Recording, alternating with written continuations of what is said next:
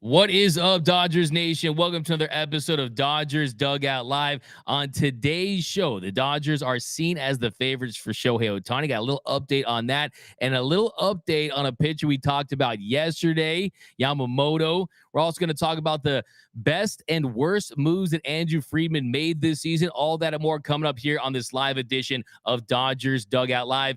My name is Doug McCain, credentialed member of Dodgers Media. You can follow me on the X and Instagram at DMAC_LA. And if you have not yet, our latest Dodgers news and rumors all off season long. You're not going to want to miss a thing. It is going to be a wild off season for the Dodgers. It's going to be the winter of Ohtani. So you're not going to want to miss that. Lots of movement, so you're not going to want to miss a thing. So be sure to hit that subscribe button, hit that notification bell. And if you really want to support the channel, smash that like button. I got my producer, Mr. Jordan, over there. He's looking for your comments. At the end of every segment, we're going to find the best comments, going to read them out. Got a couple here. We got Jared Miles says, Yamamoto. Darren says, D-Mac, let's go. What up, Darren, over there? You got Diane Schroeder, the fairy godmother of the Dodgers Nation live stream. She's rocking with us as always. And we got Roy Estrada. Hi, Diane. Okay, we got hi, D-Mac. We got hi, D-Mac from Victor Banos from work in Ensenada, Baja, California. You got a super chat here. Do you believe Jocktober can help us?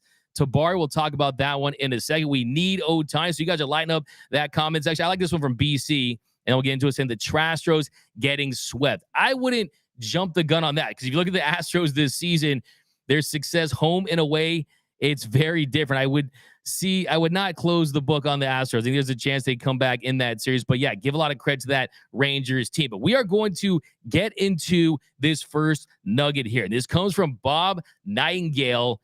And yesterday we talked about free agent pitcher Yoshinobu Yamamoto. We talked about how this guy could change this Dodgers rotation, how he's only 25 years old. It's probably going to cost north of $200 million. He will not come cheap.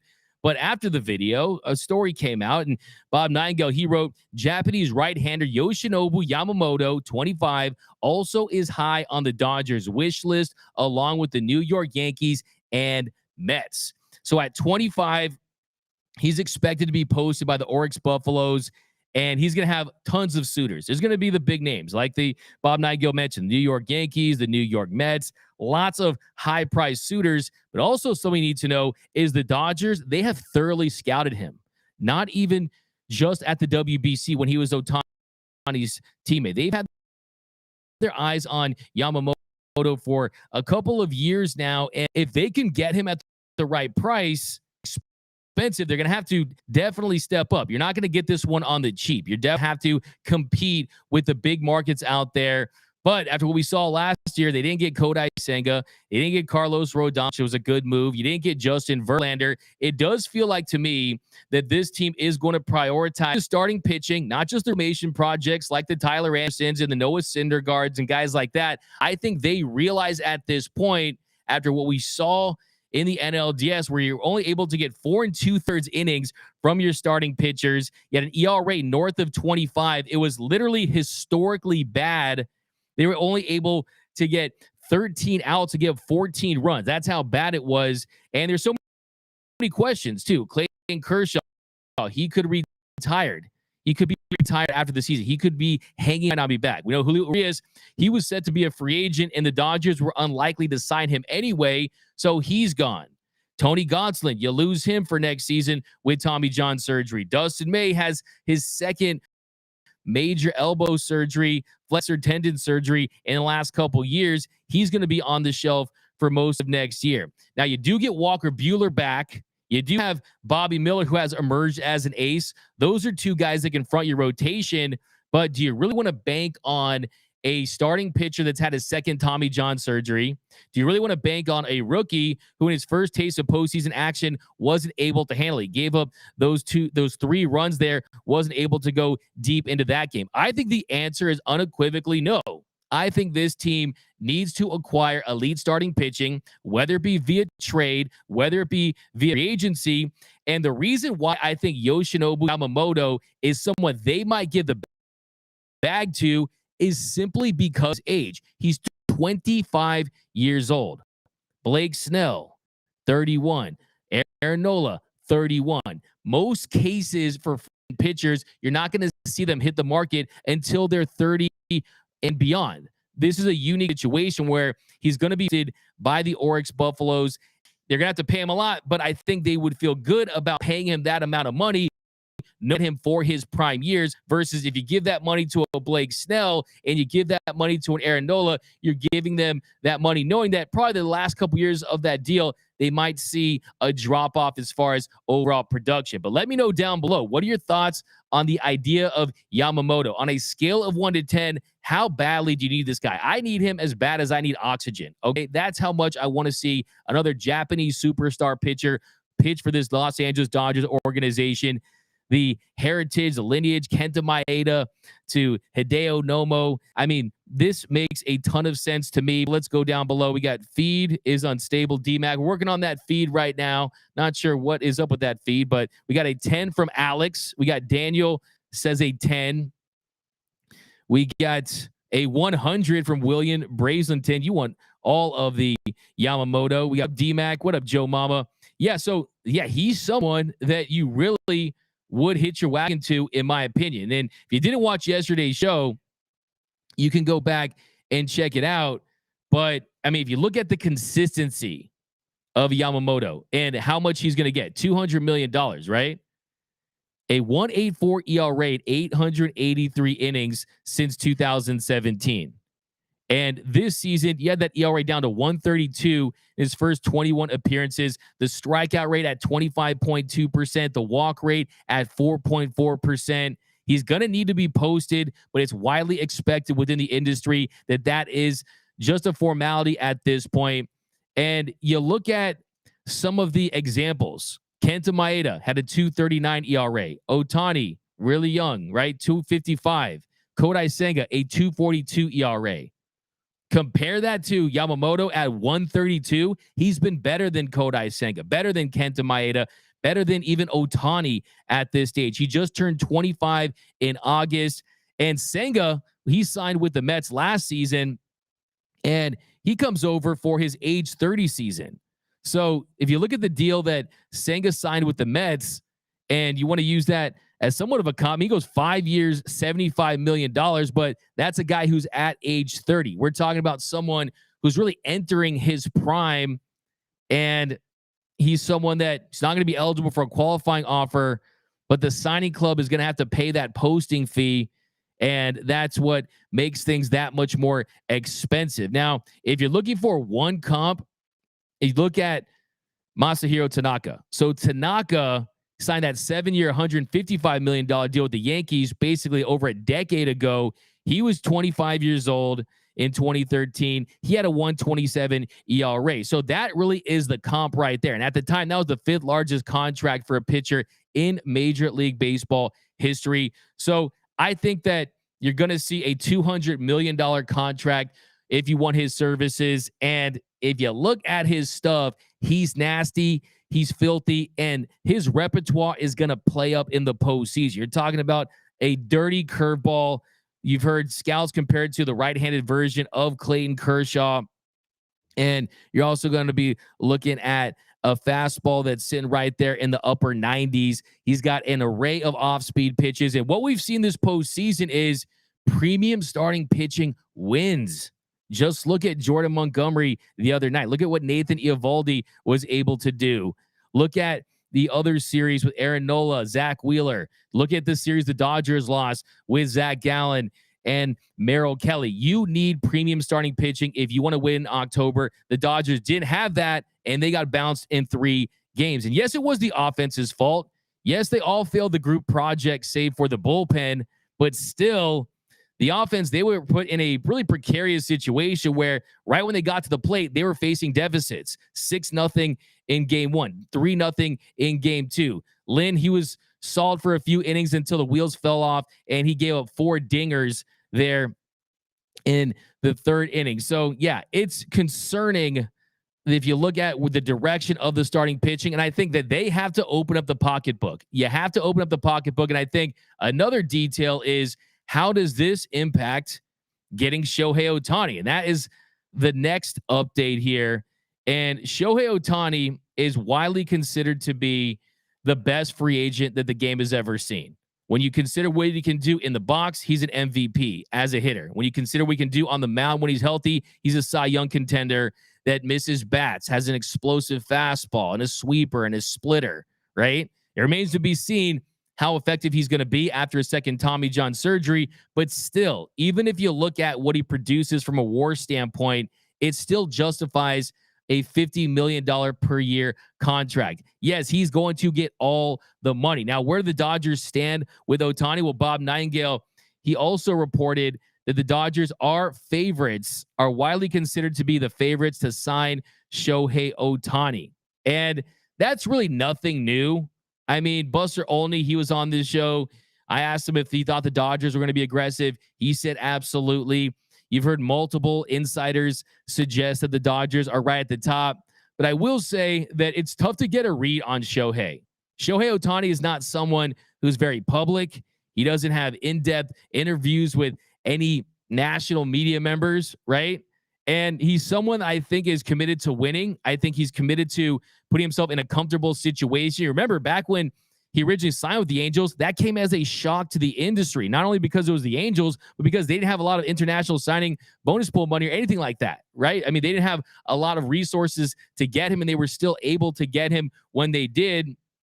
And if you look at where the Dodgers sit right now, as far as Shohei Ohtani, and are they in a position to add him? Well, the answer is absolutely yes.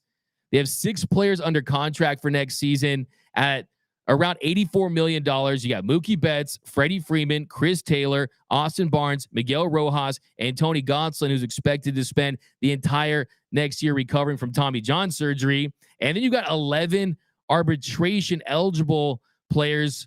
And the big money ones will be Will Smith, Evan Phillips, Walker Buehler. Then you got a lot of low-cost talent that are going to be key contributors. Guys like Bobby Miller, guys like James Outman. That's going to help you fill out your roster to be able to allocate those resources for big-name free agents. So they certainly have a lot of room to be able to sign a Shohei Ohtani. So that is the latest with Shohei Ohtani. Another interesting nugget on the Ohtani is that the story now is that the Angels are, quote, cautiously optimistic that Ohtani will stay with them. They're cautiously optimistic that the Angels will stay with them. If you are Shohei Ohtani and you re-sign with that Angels team, I don't want to hear anything about you're committed to winning. I don't want to hear that ever again. Just like Mike Trout signed that extension with them, and they haven't even put together a winning season, not even a postseason. We can't even talk about the postseason with the Angels. They haven't put together a winning season. And when you saw what Artie Moreno did at the deadline, making those big splash moves and then placing all those players on waivers, he was acting like a petulant little fantasy football owner that's trying to wreck his league, or he's playing Monopoly and just flips the board game upside down, ruins the game for everyone. If you're Ohtani, do you really want to go back to that? Go back to Artie Moreno that hasn't proven that he can build a contender? I think that would be a huge mistake. I don't believe that at all. If I'm going to bust out the Dodgers rumor meter for that one, I'm going to give that a 1 Dodgers dog. I just can't foresee a world where Shohei Ohtani goes back to the Angels. That would be not only catastrophic for his career and his legacy, but for the overall health of Major League Baseball. You have a transcendent superstar, one of the few guys that really moves the needle. He doesn't move the needle. He is the damn needle. Okay, that's how big Shohei Ohtani is when it comes to TV ratings, jersey sales, sponsorships, his international appeal. So if he goes back to the Angels, who have one of the smaller markets, as far as fan interest goes, it's really small compared to other big markets. And then the bottom line is you won't see him on the biggest stage. If he goes back to the Angels and he doesn't make the postseason ever during his prime, what is his highlight tape going to look like? I mean, that'd be like if Michael Jordan spent his career on the Los Angeles Clippers, right? You just can't have that if you are Shohei Ohtani. So maybe that's a bargaining chip. Maybe that is his agent, Nez Bolello, trying to make everyone look like they're involved. It makes sense, but I just don't anticipate that. So, yeah, I just don't believe that for a second. Now, some more news as far as Bob Nightingale's nuggets that he dropped in his piece yesterday, and a little follow-up from a pitcher that we talked about in Blake Snell. The Dodgers, Snellzilla could be an option, could be a viable option if Clayton Kershaw doesn't return. If you want another frontline lefty starter and you want to hit the free agent market and you want to spend money and you miss out on a Shohei Ohtani, right? And you're not able to get the big fish, you don't want to spend that money somewhere. If Blake Snell makes sense to you, it's going to be interesting to see if they go that route, because Bob Nightingale says that the Seattle Mariners' shrewdest move this winter could be signing Padres free agent ace Blake Snell, a Seattle native, and trading some of their young pitching depth for position players. So one, absolutely agree that Blake Snell makes sense for the Seattle Mariners. They traded for Luis Castillo at the deadline back in 2022. They gave him an extension. They're clearly all in on winning. I will say, if you heard their now gone GM about wanting to win like 54, 56% of their games and that baseball is a crapshoot, I think this would kind of defy that. But Blake Snell is someone who provides frontline starting pitching. If you're looking for a guy that if he has it in October in a game, he can win you a game. You guys know where I sit on Blake Snell. I kind of want to ask you guys down below in the comment section on a scale of 1 to 10, how we got Blake Smell from Gary A. That's a bruh. What do you guys think about Blake Snell in Dodger Blue? Me personally, I bring my facts to the fight, and the reason why I'm against Blake Snell is because I think that it's highly unlikely that you will get this year's version of Blake Snell again for the remainder of his career. You might get glimpses of it. You might get years where you're somewhat close to it, but all the numbers indicate that he's due for some serious regression to the mean. 2018, he was phenomenal for the Rays, a 1.89 ERA, right? But next 4 years, a 3.85 ERA in 5 starts. This year, he started there at a 5.40 ERA before posting a 1.26 ERA in his next 22 outings. And then he finished the year. You look at the numbers, like I said, it looks great. It's nice, shiny, fancy. The car is pristine. But then when you look under the hood, it's not the same. So a 2.25 ERA, 31.5 strikeout rate, that's fantastic. But one, look at the walk rate. He issues so many walks, my dog's starting to get jealous. 13.3% walk rate, that's a concern. And even more of a concern is an 86.2% strand rate. So you're not going to see that in the future. What that means is that when there's base runners and he's on the mound, he's stranding them at an 86.2% rate. That's well above league average. You got a BABIP in the 250 range. So for me, I'm not going to pay Blake Snell. For me, I think that's not a move I want to see made. But let's go down below in the comment section. We got Charles W. Hart says, need a left-handed starter. Yes, Jordan Montgomery's going to be available. You could probably get him at half the price. Talk about Jordan Montgomery, Justin Lamas. Yeah, $9.98. We got Alex. I like Snell, but not as a Dodger. I feel that take, Alex. I've got players like that too. I like them, but not as a Dodger. So I agree. I think if this organization is going to do something that they haven't done, right? I'm not saying they're devoid of starting pitching talent. They're not, but they like to either develop it or trade for it when there's not a lot of team control left. Right? For example, you get Max Scherzer, expiring deal. You get Yu Darvish, expiring deal. Right? You sign Noah Syndergaard, 1 year, $13 million deal. Same with Tyler Anderson, 1 year deal. And just look at the front of their rotation for the last couple of years. Kershaw and Urias, those were both Ned Colletti guys. Right? So Trevor Bauer was the exception, and that was on a shorter term contract, but really you haven't seen that. Mrs. Penny says, I'd take look at this. I love this from Hugo Hernandez. This is the early comment of the day. Hey, D-Mac, can we sign Brewstar's mom? Yeah, Brewstar's mom, she could probably have done a better job than Lance Lynn. I just know that. I don't know for a fact, but I think I know it's the truth.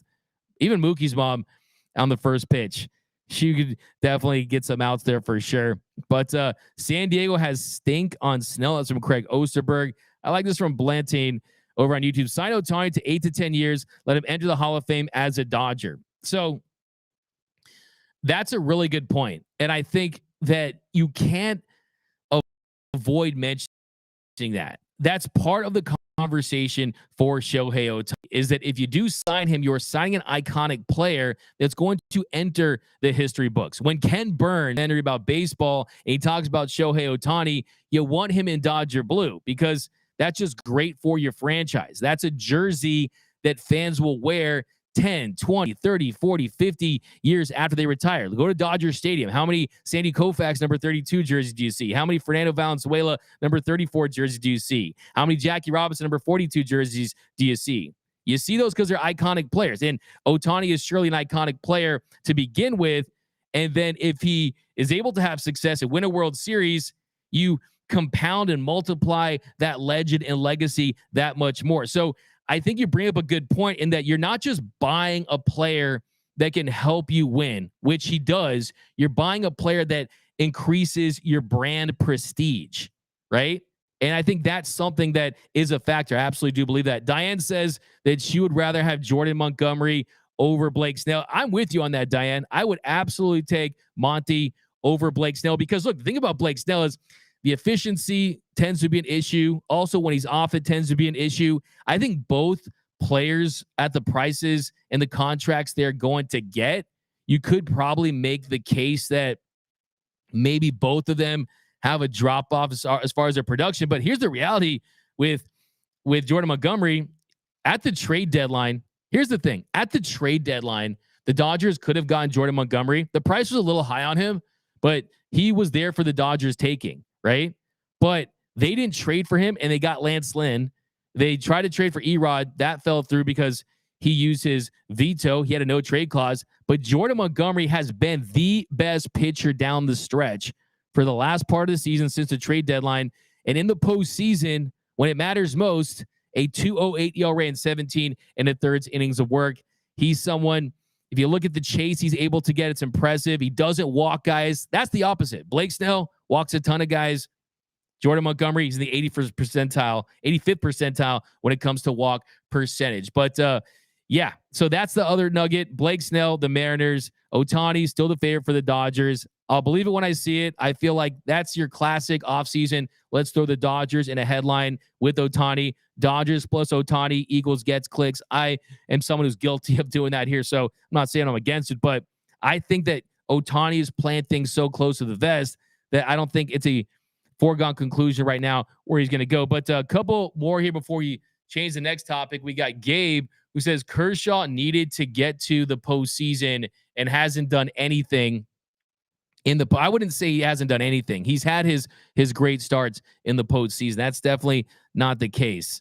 Look at the Braves series a couple years ago. Look at 11 strikeout game in game 1 of the 2017 World Series. Game 5, he was cruising until the cheating just came to a head and they blew it there. So yeah, I wouldn't necessarily say that. I would say that if you're looking at the history of Major League Baseball, the disparity of his regular season dominance compared to his postseason dominance is probably as wide as any pitcher.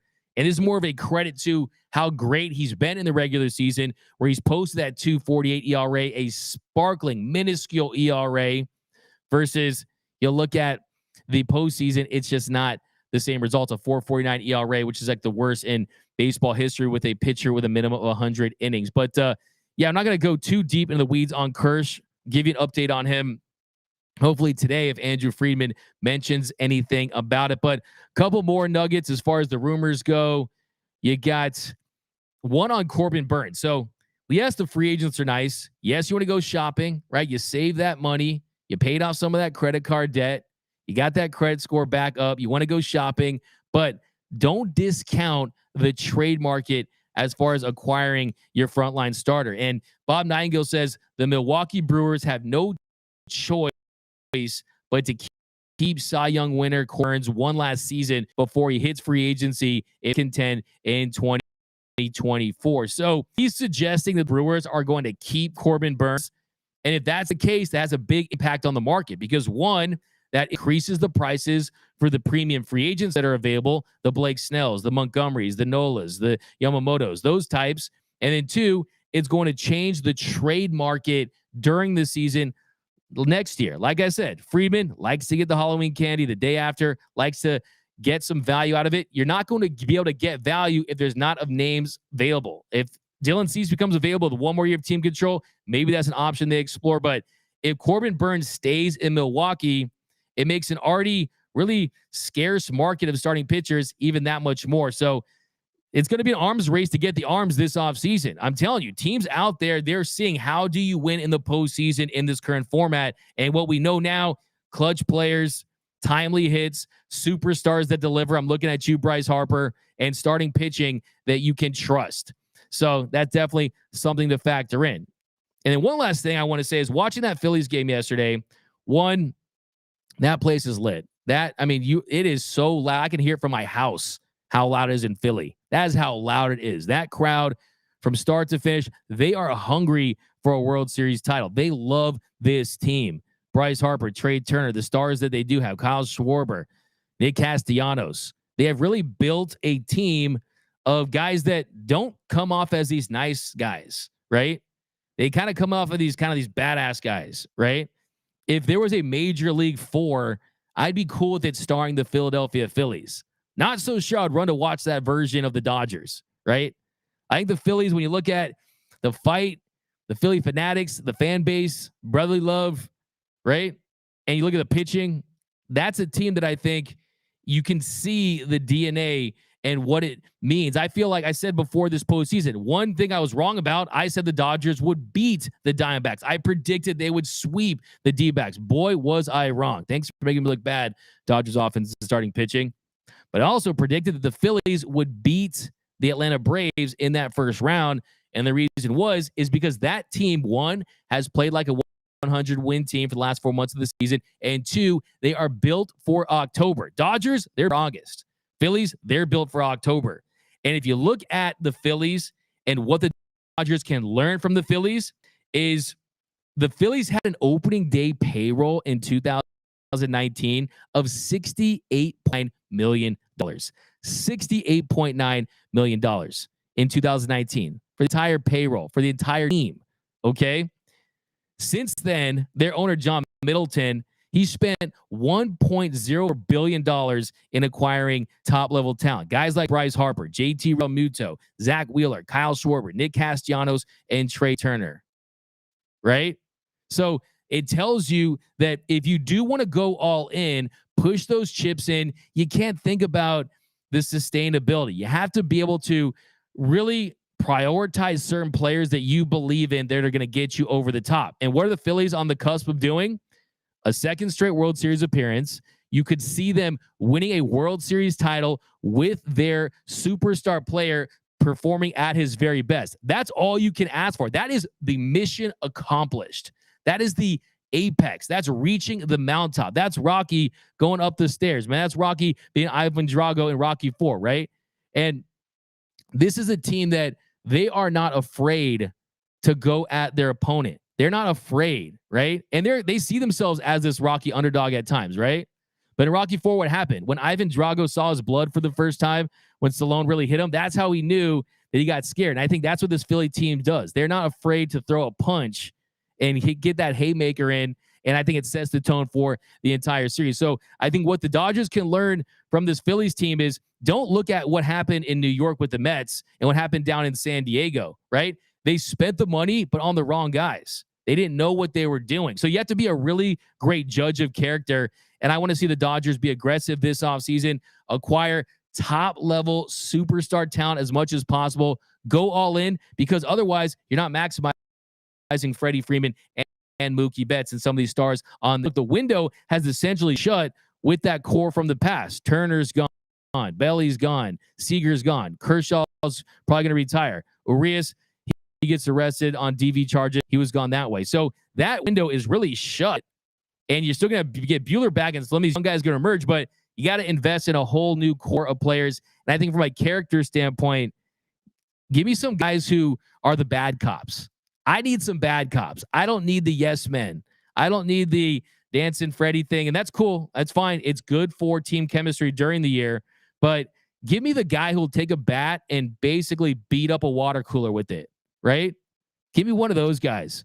Give me the Andre Ether beating up the bat, right? I mean, taking a bat and beating up the cooler. I think we need some more of those guys in this dugout because I think that absolutely permeates a clubhouse and it sets a different tone. But let's go into the comments here, hear what you guys have to say. Thanks for rocking with us here on this live edition of Dodgers Dugout. If you have not yet, be sure to subscribe to the channel. We got Jeff Kent. I like that one. He looks like he's the typical movie cop Jeff Kent.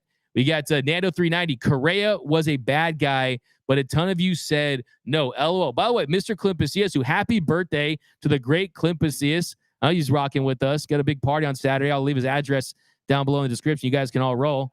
But shout out to Mr. Clint Pasillas. He was a strong advocate for Carlos Correa, and for that very reason is that he said that, okay, he brings a different dynamic, a different tone, a different edge. Some guys cannot handle the pressure of October. Some guys, I think, too, an underrated aspect I don't think people have talked about is I think some guys' bodies, they kind of break down. I mean, I think they're so worn down through an entire 162-game regular season that you don't see them perform at their very best. I think Mookie Betts is someone who, if you look at his August numbers compared to September and October, last 3 seasons, it trends the wrong direction. In 2020, he was really good in the postseason for the Dodgers, but that was a 60-game season. Just a little fruit for thought there. And I found it very interesting that Mookie Betts talked about how the organization made him essentially, in his own words, go up and add 9 pounds. He said the boss had to add 9 pounds of muscle. That tells me that the organization recognized that from Mookie Betts, and that's part of the reason why you start to see him struggle down the stretch. It's just a theory. It's, hey, I own a lot of tinfoil hats, not just Dodgers Nation and Dodgers hats, and that's just a theory that I have. But let's go look down below. Roy Estrada, you go, D-Mac. Hey, Astros lose, then I will recover from our loss. Rangers, Phillies in World Series. Okay, Roy Estrada, I'm totally with you. I'm at the point where I'm just bitterly rooting against the Astros. That's where we are as a fan base. That's all we have is just rooting against the Astros. That was my World Series pick. I had Dodgers versus Astros in the Fall Classic. I was trying to LeVar Ball and manifest that because I felt like that was the best matchup for TV, right? For the ratings. And I just want a little closure there. I think that would have been a big series. But like I said, I am afraid to say anything about the Astros going down. And I really do want to see a longer series because I just have mixed emotions about that whole series. I'm not going to lie. I feel like maybe can we just root for a meteor, but we'll save Corey Seager and some of our guys. But look, I think for me, the mixed emotions come with the fact that it hurts. It pains me. Seager had a hit yesterday. I think he went 1 for 5. Which I know he went 1 for 5, but it pains me to see him have success in that stadium, right? In that uniform. And yeah, I mean, part of the reason the Dodgers won that World Series because of Corey Seager, man. I mean, people say Friedman and Dave Roberts, all of them get credit for sure. But if Seager doesn't go into God mode, they're still suffering a World Series drought. I'm pretty confident in saying that. But let's read some more comments here. Then we're going to get into Andrew Friedman's best and worst moves. I got some thoughts on Andrew Friedman, who is holding a press conference at Dodger Stadium. We will be in the mix. So we will definitely give you all the coverage from that. So stay tuned. So that'll be later today. But yeah, I got some thoughts on Andrew Friedman. Still one of the best in the game. Don't deny that at all. Love you, D-Mac. I love you back, Jimmy, over there. We got Gary A. Dodgers need a power clutch bat and a power clutch arm. That's all. Gary A., that's a really good start. I mean, JD Martinez is someone who historically is one of the most clutch bats in the postseason. Coincidentally, he was the only guy that left the yard, only got to hit a home run in the postseason. So, yeah, that's one thing that I really wish we had a better understanding of as far as roster construction is you have players like Kike Hernandez who performs so well in the postseason, right? He had 3 hits. I think he should have been starting games 1 or 2, maybe 2 at the very least. I mean, when you trade for him, I think you got to give him that opportunity, right? Get that banana mojo in there, right?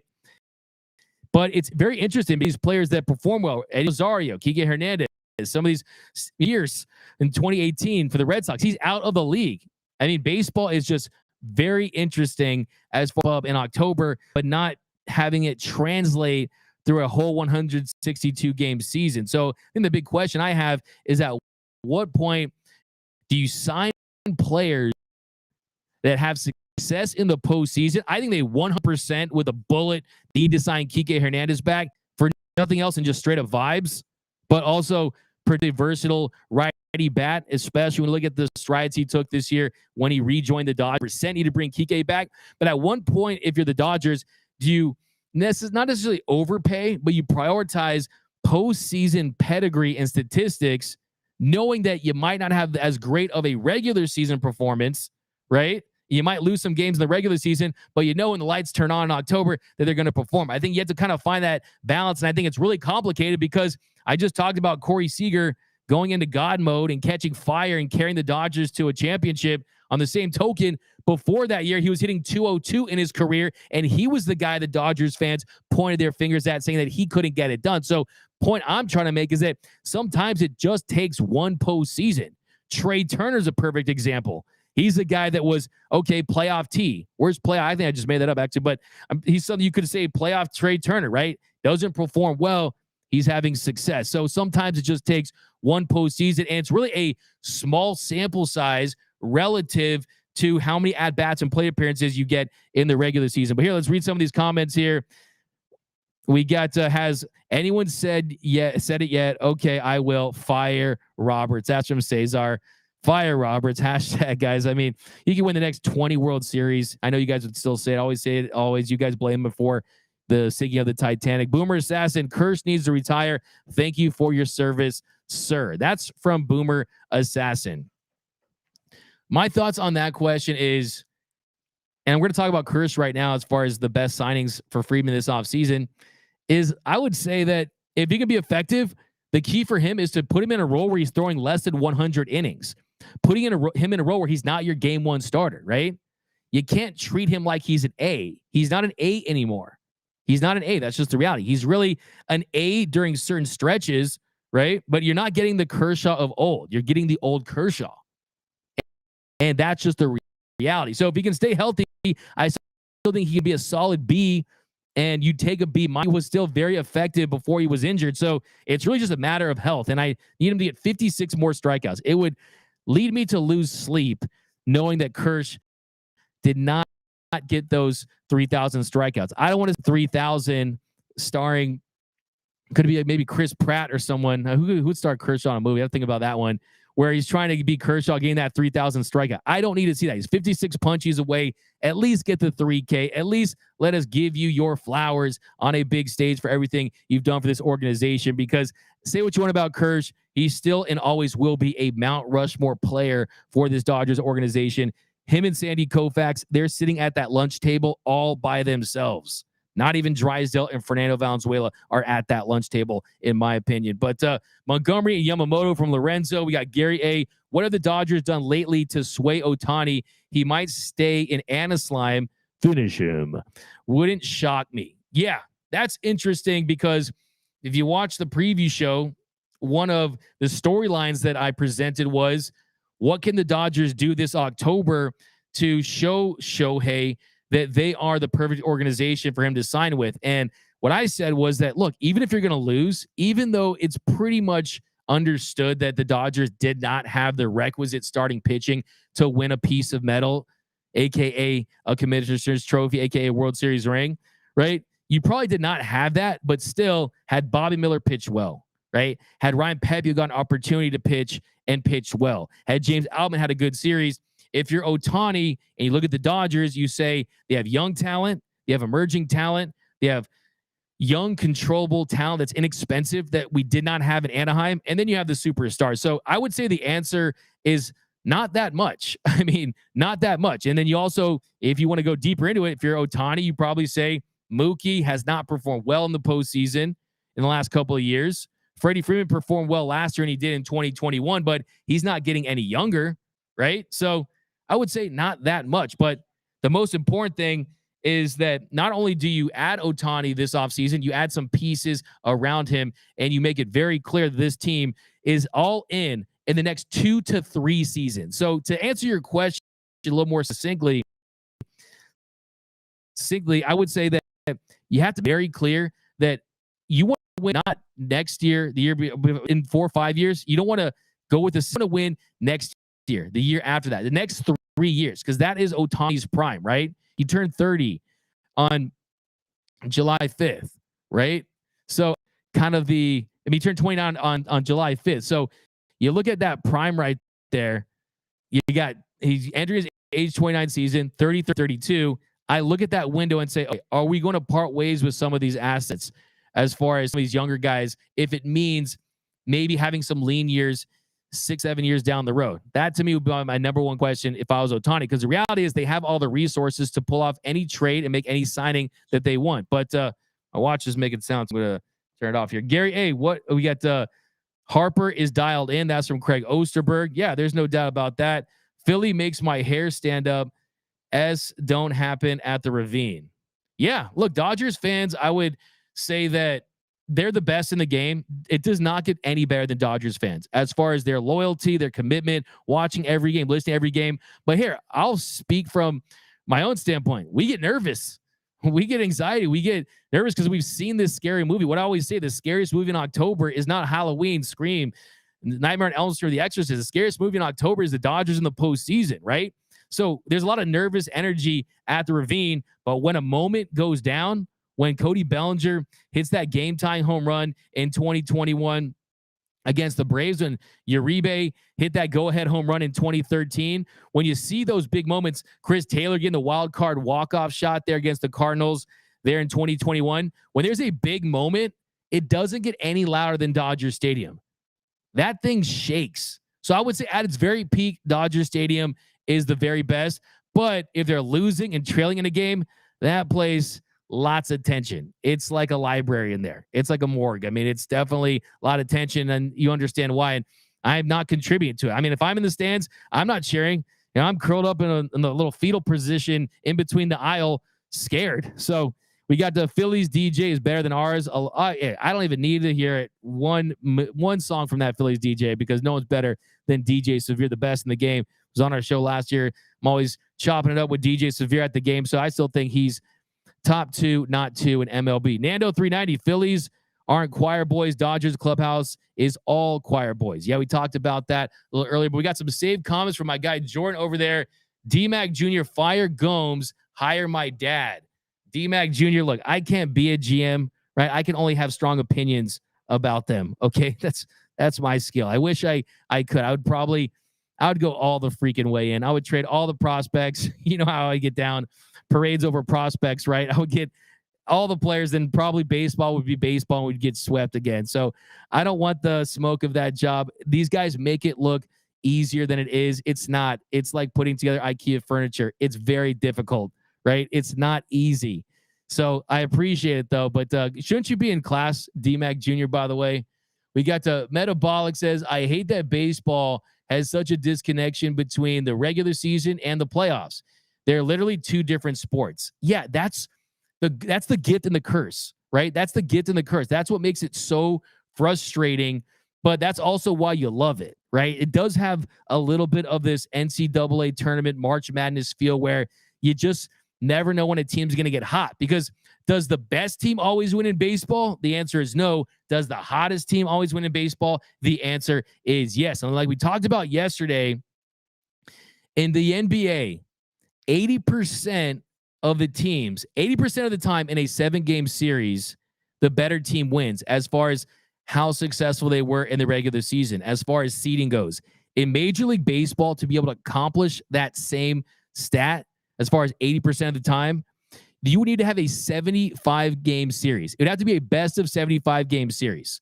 And that's a study done from Fangraphs. So Fangraphs presented this really awesome stat a few days ago. So that just tells you right there that, yeah, it can be extremely maddening. There's no doubt about it. But look what happened in 1988. No one thought the Dodgers were going to win. What did Tommy Lasorda said? No one thought we were going to beat the mighty Mets. No one thought we were going to beat Jose Canseco and McGuire, the Bass brothers, and the Oakland A's, but they were able to win. And that championship, for people that lived through it, that is such a magical year. So yeah, it's it kind of cuts both ways, right? But let's dive right into these comments, some more of these. So appreciate you guys, by the way. Rock with us. Sorry to your bosses for hurting some of the productivity out there, but hey, just take an early lunch break every morning. How about that? We got Nando 390. My kid looks suspiciously like D-Mac. I hate my wife. Bruh, finish you. Nando 390, you're killing me, my guy. But hey, man, your kid. Yeah. So you're telling me you have a handsome kid. Okay.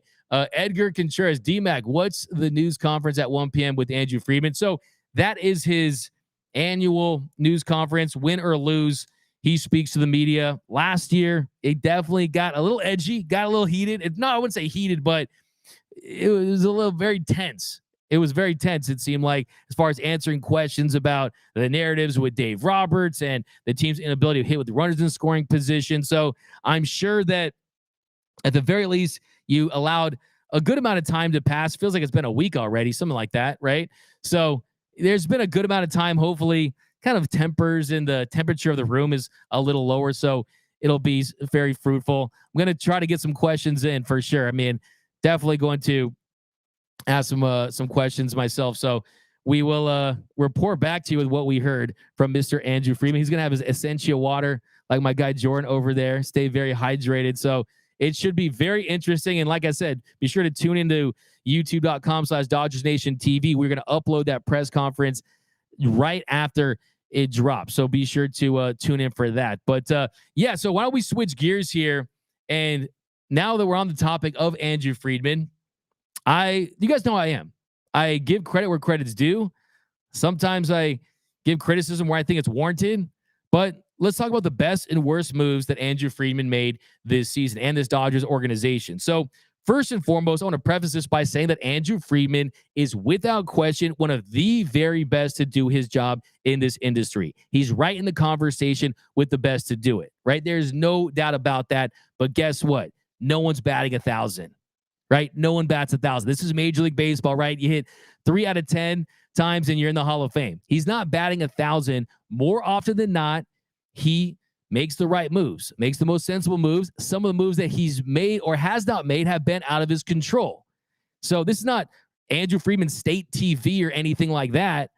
But I will say that this year, it's going to be interesting how we evaluate this season, the moves he made or did not make years down the line. But the first one, I would say, and you guys will probably be surprised by this answer, I would say his number one best move that he made, believe it or not, is re-signing Clayton Kershaw. And the reason for that is he signs a 1-year, $20 million deal, had a 2.46 ERA, a 3.7 WAR. So yes, he was awful, had the worst start of his career.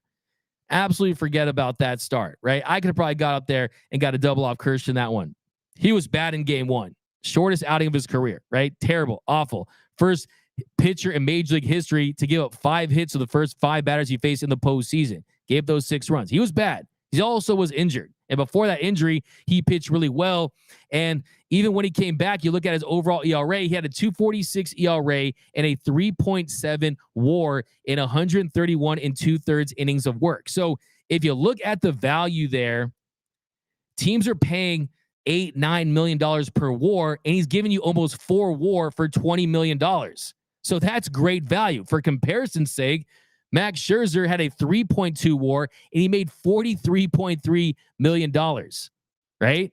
So we'll see. Max Scherzer could come back this series and perform well, perform in the World Series and make a ton of sense for that Rangers team. But I still think from a value standpoint, winning in the regular season, it still should be considered a W. That's a W. His second best move this year, second best offseason move, in-season move, was the signing of JD Martinez.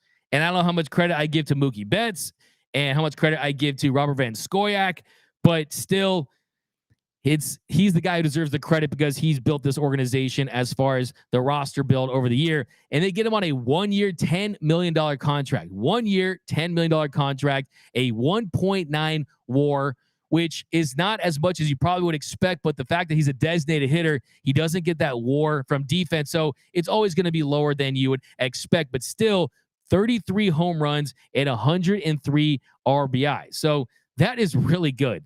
That is really good for JD Martinez, right? I mean, you're talking about someone who, had he played an entire season, he could have gotten 40 plus home runs. I mean, easily. I mean, he ended up playing in 113 games, had less than 500 plate appearances, but had 893 OPS. That was up from 790.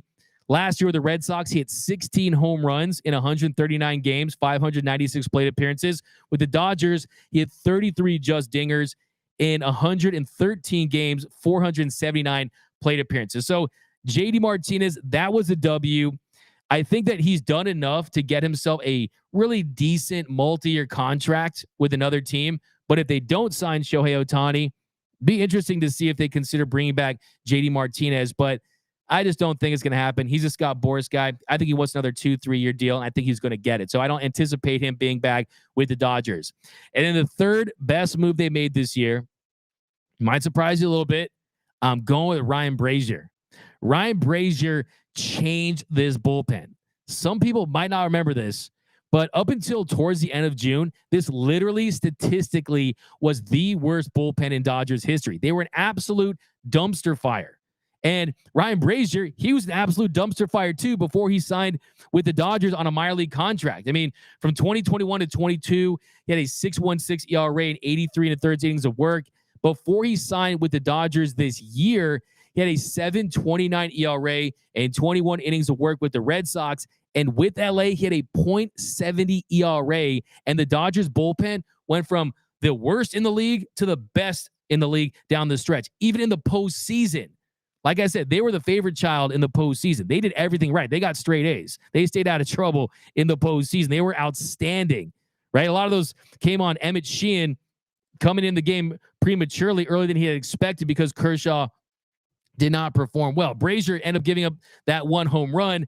That definitely hurt some momentum, the bomb he gave to Gurriel, but this bullpen was outstanding. They were lights out, and it's really unfortunate because this was a championship level bullpen, in my opinion. Now, the big adjustment for Ryan Brazier is Brazier was throwing that cutter to lefties, and Ryan Brazier was effective with it. He was great all year, was missing barrels. He was outstanding. One of those great reclamation project moves that they hit on. So he was great. And then 4, Jason Hayward. J-Hay. I remember going to Dodger Stadium during the winter, and no one was working out. And it was just Jason Hayward wearing his Dodger blue. I even asked him, I said, hey, J-Hay, Dodger blue is better than Cubs blue. And he said, yeah, he liked it. He was feeling it, right? He was putting in the work. And at the time, he was seen as a long shot to make this team. I had people telling me J-Hay was hay washed, right? And he was coming off that Cubs contract that was seen by a lot of Cubs fans as the worst contract in their franchise's history. 8 years, $184 million. And he completely turned his career around with the Dodgers. Like, I don't think people realize, I don't want to say how bad Jason Hayward was with the Cubs, but just how average to bad that he posted above average offensive numbers with the Cubs just for one season in 2019. That was a full regular season, right? Other was the shortened 2020 season. But even then, he was hitting .255 in 770 plate appearances. Last year with the Dodgers, he had 15 home runs and 377 plate appearances, had a 121 weighted runs created plus. So his offensive production was 21% above league average. He played great defense. He allowed Mookie to play second. He put the Dodgers' best lineup out there against right-handed pitching with Hayward in right, Outman in center, and Peralta in left. And he had the pop. I mean, you saw a much shortened stroke. And when we made, I'm not going to sit here, by the way, you guys know I will take a victory lap, right? I will take a victory lap, but I will not take one on Jason Hayward because I was not high on him.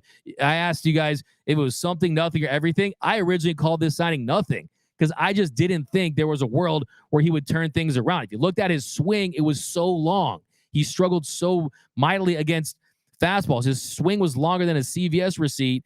But with the Dodgers, they shortened that stroke. It was more compact. He stayed within his mechanics for the entire season, and he was hitting the ball hard. If you look at his StatCast percentile rankings, all above average as far as hard hit percentage and barrel percentage. He was really fantastic. And like I said, 15 home runs in 377 plate appearances with the Dodgers in 2023. His last 3 seasons combined in Chicago, last 3 seasons, 685 plate appearances. He had 15 home runs. So he matched his home run total last year with the last 3 seasons combined with the Cubs. So J-Hay, he was great. And also, too, let's point out the fact that the Cubs, they were on the hook for the bulk of that contract. So the Dodgers, they only paid him the league minimum. So that was subtracted from the $22 million that the Cubs were paying for. So it was a great deal. I think, too, aside from his on-field production, I look at the fact that he was great in the clubhouse. I think he galvanized this group. I've spoken with him numerous times about being on this team and the chemistry, and he's just a big-time leader. In fact, when the Dodgers lost after they got swept, Dave Roberts, he gives his speech every year, and then he opens up the floor Jason Hayward was one of the players who spoke to the team after they lost to the Diamondbacks. So will they bring him back? I think I'd love to see him back in Dodger blue. He's made his money. I think he's a good fit. I think he's got a couple solid years in him. If you can get him on a team-friendly deal, I would not be opposed to it. But yeah, just to give you an idea, Jason Hayward, he gave the Cardinals almost as much WAR in 2015, 5.6 F WAR, 6.8 B WAR, that he did with the Cubs over a 7-year period from 2016 to 22. So in 1 year in 2015, he had a 6.8 B WAR, right? In 7 years with the Cubs, he had an 8.9 B WAR. So I don't think that people realize how much he underperformed in Chicago. Now, the fifth best signing this year, the fifth best move that Friedman made, I got to go with Miguel Rojas. Now, offensively, he was bad. Hit 236, had a 69 weighted runs created plus, hit 5 home runs, was 31% below league average. But he was a top 5 shortstop defensively, finished with 12 defensive runs saved. That puts him in the top 5. Every defensive metric you look at, he was near the top. And I think the first year with the restricted shift and Max Muncy's bad defense at third base, you needed a trusted glove first shortstop because there just weren't many options. And I think that Gavin Lux goes down, and that definitely hurt this team. Gavin Lux was someone that they were hoping was going to hit around 300, take a leap, possibly make an all-star team. So to have Miguel Rojas, who they had already signed, who they had already traded for in the Jacob Amaya deal, come in there, be that everyday shortstop, be able to post, be able to stay healthy and on the field, play great defense all season long. His offense was picked up near the end. And how about this? Say what you want about his offense, but you know what was not on my Dodgers postseason bingo card? I never thought that Miguel Rojas would have more hits than Mookie Betts and Freddie Freeman combined. He ended up going 2 for 4. He had 2 hits. He had 2 hits in the series. Mookie Betts and Freddie Freeman went 1 for 21. So that was the 5th one. I'll throw in a 6th one, by the way, and that's Kike Hernandez. Kike Hernandez, they traded for him. They ended up giving up Nick Robertson, prospect, right-hander, and a minor league right-hander, Justin Hagenman, on July 25th. And they get Kike Hernandez. He had a bad year defensively and offensively with the Red Sox, had a 599 OPS. He sees that number spike up to 731 with the Dodgers. And he wasn't fantastic in the regular season. He still was below average as far as OPS plus, but still in the postseason, he showed up. He goes 3 for 8, had 3 singles. I think Kike Hernandez is someone I want to see back in Dodger blue. So I think those are the best. The worst, let me see if you guys can guess the worst before we get into it. Because I think the worst, you might be surprised. My take on the worst one here. We got Kike should 100% be back from Danny Thomas. We got Love Miggy Road from V. Mookie didn't want to move to LA. He isn't comfy here. Freddie is still a brave deep inside from Champ. Love Miggy Rowe. I love Kike Hernandez from J_Smooth. Kersey says Thor from Justin Lamas. You guys got it. That was the worst signing, but I don't think it's as bad as some people make it out to be. And here, let me explain why. It's a 1-year contract. What I always say, there's no such thing as a bad 1-year contract. If you sign him to a 2-year deal, he had 2-year deals out there for him. He had 3-year deals on the table that he could have signed. There were multi-year deals available to Noah Syndergaard, but he signed with the Dodgers because he wanted to get back to being an all-star, get back to being an ace-level pitcher. That never came to fruition. That never materialized. And if you look at how he performed in LA, he was absolutely awful. A 7.16 ERA with the Dodgers in 55 1/3 innings of work. That literally was towards the bottom of the league. Worst starting pitcher in Dodgers history, essentially, through 55 innings of work. That's how bad it was for Noah Syndergaard. Thor was a thud. He wasn't throwing those lightning bolts anymore. And it's unfortunate because he was never able to regain the velocity on his fastball. And that really is the issue. He's a velocity-reliant pitcher. And the Dodgers, they end up trading him for Ahmed Rosario. And the fact they were able to get anyone from him was a surprise. But he was last seen pitching with the Cleveland Guardians. It hasn't been seen since. But, yeah. So we'll got a couple more bad ones here. We got we got the Lance Lynn trade. So 2 is Lance Lynn. So Lance Lynn was supposed to be a guy they traded for that was going to eat innings, be a Pac-Man pitcher. He did that to a degree, had some solid starts, but he was actually worse with the Dodgers than he was with the White Sox if you look deeper into his numbers. From an ERA perspective, he had a 6.47 ERA with the White Sox, a 4.36 ERA with the Dodgers.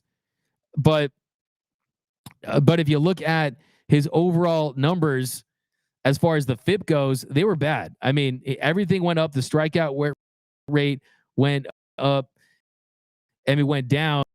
And in 64 innings with the Dodgers, like I said, a 4.36 ERA, but it jumped from 5.19 to 6.16. The strikeout rate went from above league average, best of his career, down to 17.2%. That was the 7th worst in Major League Baseball after the trade deadline. The FIP went from 5.19 with the White Sox. That was the 3rd highest in Major League Baseball behind just Blatch and Giolito. Also give up 16 home runs, 16 dingers from Lance Lynn. So I got to put Lance Lynn as a category because you threw out Lance Lynn in an elimination game. I mean, that to me is pretty unbelievable. Then David Peralta. I mean, David Peralta had some good moments. He comes in at number 3. David Peralta signed a $6.5 million deal. They were hoping that his offense was going to translate a little more towards the end of the season and pick it up, but he just was never able to get in the groove after he had that really hot stretch. And he's someone who did have a double in the postseason, but overall his numbers were not great. They were even down from last year. He ends up hitting 259. The OPS plus went from 91 down to 81, so it was 19% below league average. We got Lynn just gave up another home run. Yep, exactly like we said yesterday. Another home run. He's out somewhere, probably giving a batting practice somewhere. But yeah, I got to go with David Peralta. And then another move that I think you have to say was one of the worst moves was not making a move. I think we'll end on that one. Just not making a more aggressive move. And like I said, it's a little premature to completely have this conversation because you could look back and say, okay, maybe this is smart. Maybe this is sensible, knowing how many injuries took place, knowing that Julio Urias was lost due to domestic violence charges, right? It could have been a situation where is it just reshuffling furniture on the Titanic? Maybe you could say that, but I still think that we still have not seen Andrew Friedman make an aggressive move in this era as far as the expanded postseason. So I would say the worst move was not making a move at all. But that's going to do it for this episode of Dodgers Dugout Live. Let's do some more comments before we head out. We got Kershaw should have pinch hit instead of Barnes. That's from D-Mac Jr. Yeah, I mean, probably could put together a better at bat than Barnes did there. We got at this point, I think Hershiser would be a better manager. That's from Joe Mama. Yeah, we got some more thoughts on Dave Roberts. I wanted to really save that for tomorrow because I want to hear what Andrew Friedman has to say about Dave Roberts, but it'll be very interesting to see what his reaction is. We got V. We need Juan Soto, Tommy Pham, or Randy Arozarena. By the way, who is the only person who said the Dodgers should have traded for Tommy Pham and has 2 thumbs? This guy. Right? You know, I love Tommy Pham. I don't care about the off the field stuff. I don't care about his locker room stuff. I don't care. I want to win baseball games. Okay. Sure. He slapped Jock Peterson. It's a fantasy football. You didn't slap your friends over fantasy football stuff. Come on now. It always happens. But like, I think Tommy Pham was a guy they should have picked up. Randy Arozarena, shoulders shrug. I'm cool with that. Juan Soto, I'm not so sure on. I think you got a lefty bat. You bring in Freddie Freeman, you bring in Shohei Ohtani. That's 3 lefty bats there. I don't think that's the value. I don't think it's the value play for me, Juan Soto, when you consider the deal that he's going to get. I mean, as far as a trade goes, I mean, I don't anticipate a move happening with the Dodgers and the Padres, but could be pretty interesting. Julio's situation is hindsight. Danny, yeah, hindsight hyenas all over the place in this one. I'm just saying you could look at it as okay, it worked out at its best. If you're able to put the roster together that you want, you were able to get valuable experience for your young pitchers, and we'll see how that translates moving forward. But that's going to do it for this episode of Dodgers Dugout Live. My name is Doug McCain. You can follow me on Twitter and Instagram at DMAC_LA. If you have not yet, be sure to subscribe to the channel. Hit that subscribe button. Hit that notification bell. Hit that like button. Shout out to super producer Jordan over there. Find these comments. Always keep finding away with the comments all show long. We're going to have special sections. We're going to read off just comments. So make sure you're always finding your way with those comments. We'd love to get your takes down below. Remember, nothing brings us together quite like Dodger baseball. And until next time, think blue,